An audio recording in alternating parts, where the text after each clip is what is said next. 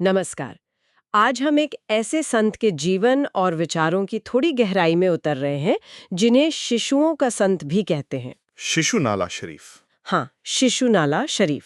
हमारे पास शिशुनाला शरीफ सरीहद्दुली नेनी साधु किताब के कुछ अंश हैं। ये कहानी एक ऐसे इंसान की जिसने, आप कह सकते हैं, धर्म और जाति की दीवारों को बिल्कुल गिरा दिया। बिल्कुल। उनको समझने की कोशिश करेंगे आज। हमारा मकसद यही है कि उनकी जीवन की जो सबसे अहम परतें हैं और उनकी जो खास सोच थी उसको समझा जाए। तो कहानी शुरू होती है शिशुविनाला गांव से। उनके माता पिता थे इमाम साहब और हज्जुम्मा। हाँ, और कहते हैं कि वो सालों से संतान के लिए दुआ मांग रहे थे, मस्जिदों में भी, मंदिरों में भी। दोनों जगह। बिल्कुल। और फिर जब शरीफ का जन्म हुआ तो नाम ही मिला शरीफ, मतलब नेक या पवित्र, जैसे पहले से ही तय हो उनका रास्ता। हाँ। और बचपन से ही उनकी सोच अलग थी। वो सिर्फ देखते नहीं थे, वो सवाल उठाते थे। अच्छा, किस तरह के सवाल? जैसे पूछते थे कि भाई भगवान सिर्फ मंदिर या मस्जिद में ही क्यों है? वो इस बूढ़ी औरत की मुस्कान में क्यों नहीं दिखते? या उस भिखारी की हंसी में? या फिर कोई चुपचाप रो रहा है उसके आंसुओं में? मतलब उनके लिए जीवन जरूरी था, लेबल नहीं।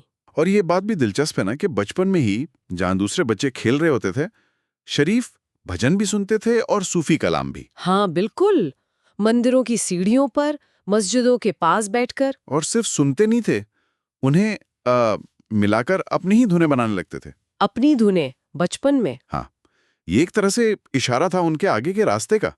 एक ऐसा रास्ता जो किसी एक दायरे में बंधा नहीं था, सबको साथ लेकर चलने वाला। फिर उनकी जिंदगी में एक बड़ा मोड़ आया, गोविंद भट्ट से मुलाकात। हाँ, गोविंद भट्ट, वो एक जाने माने ब्राह्मण दार्शनिक थे। बिल्कुल।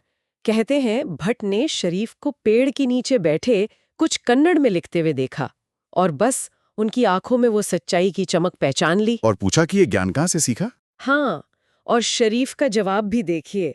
कहते हैं उन्होंने कहा, आसमान सिखाता है, मिट्टी समझाती है।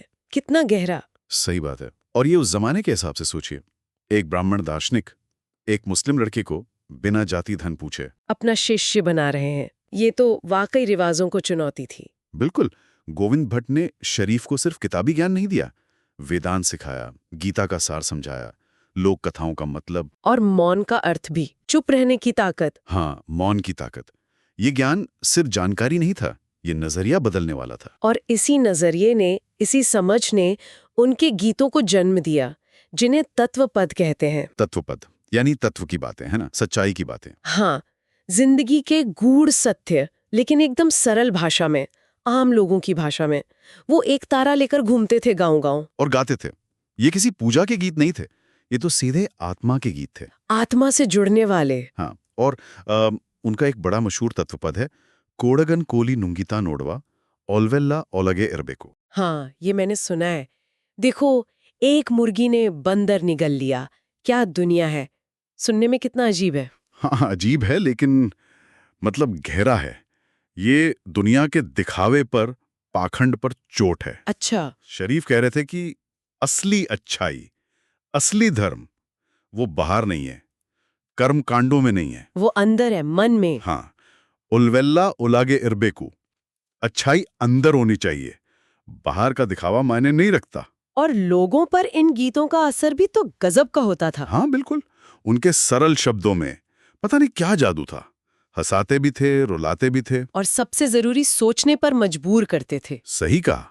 अमीर गरीब, हिंदू मुस्लिम, ऊंच नीच, मानने वाले ना मानने वाले, सबके दिल तक पहुंचते थे उनके गीत। उन्होंने सबको जैसे एक आईना दिखा दिया। हाँ, इंसानियत का। उनका मूल संदेश यही था, बहुत साफ, कि ईश्वर या सच वो किसी मंदिर मस्जिद किताब में बंद नहीं है, वो हमारे कर्मों में है, हमारे व्यवहार में। दूसरों के लिए हमारे मन में जो दया है, जो समझ है, उसमें है। वो कहते थे, असली धर्म जोड़ना है, तोड़ना नहीं। रिश्तों को निभाना, दूसरों का दर्द समझना, यही सच्ची इबादत। बिल्कुल।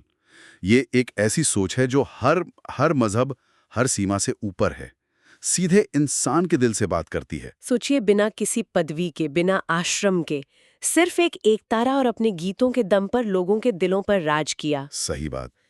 तो इन स्रोतों से हमने शिशुनाला शरीफ की जो एक झलक देखी, वो एक ऐसे संत की है जिन्होंने अपनी पूरी जिंदगी अपने गीतों से यही साबित किया है कि भाई सच्चाई और ईश्वर किसी एक पहचान, किसी एक दायरे में नहीं बंधे हैं।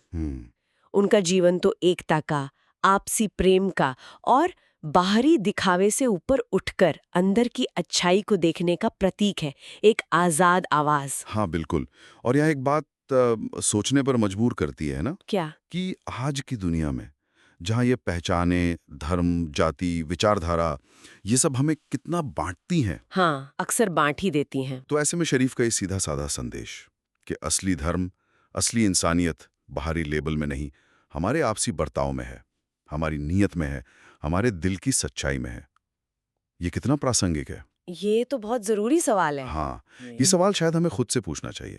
क्या हम उस बाहरी शोर से आगे जाकर उस अंदरूनी अच्छाई को देख पाते हैं, जी पाते हैं, जिसकी बात शरीफ अपनी पूरी जिंदगी करते रहे? ये वाकई एक गहरा सवाल है, सोचने